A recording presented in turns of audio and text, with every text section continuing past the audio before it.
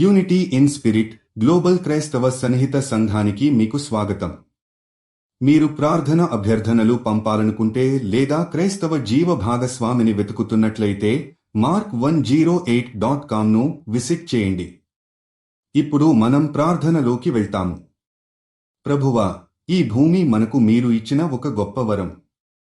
మీరు క్రియేటెడ్ చేసిన ఈ ప్రాకృతిక ప్రపంచం మనకు జీవనాధారంగా ఉన్నది. కానీ మనుషులు తమ స్వార్థంతో మరియు అపరిష్కృత ఆలోచనలతో ప్రకృతిని నాశనం చేస్తున్నారు. ఆ ప్రకృతిలోని వృక్షాలు, జంతువులు, నదులు, సముద్రాలు, ఆకాశం ఇవన్నీ మనకు దైవప్రభవంగా ఇచ్చిన అందమైన వరాలు. ప్రియమైన ప్రభువు, మీరు ఈ ప్రపంచంలో స్థిరత్వాన్ని మరియు సమతుల్యతను కల్పించగలరు. మీరు చేసిన ఈ ప్రకృతి పరిరక్షణలో మనం భాగంగా ఉండాలని, మనం దృష్టి పెట్టాల్సిన అవసరం ఉన్నదని మనకు జ్ఞాపకం ఉంచండి. ప్రకృతి సంబంధిత వనరులను పర్యవేక్షించటానికి, సంరక్షించడానికి మరియు పునరుజ్జీవించడానికి మాకు మార్గదర్శనాన్ని ఇవ్వాలని మేము ప్రార్థిస్తున్నాము.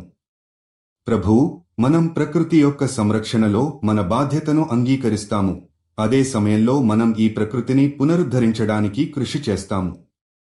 మమ్మల్ని శక్తివంతులుగా చేసి మనలోని స్వార్థాన్ని తరిమివేయాలని, మనం ప్రకృతిని మరియు దాని రక్షణను ముందు పెట్టాలని ప్రార్థిస్తున్నాము.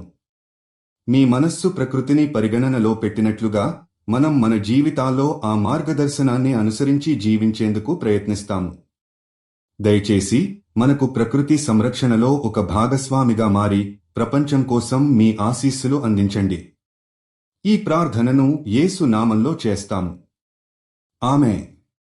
యూనిటీ ఇన్ స్పిరిట్ తో కలిసి ప్రార్థించినందుకు ధన్యవాదాలు. మీరు విశ్వాసం కలిగిన జీవిత భాగస్వామిని వెతుకుతున్నట్లయితే mark108.com ను విజిట్ చేయండి.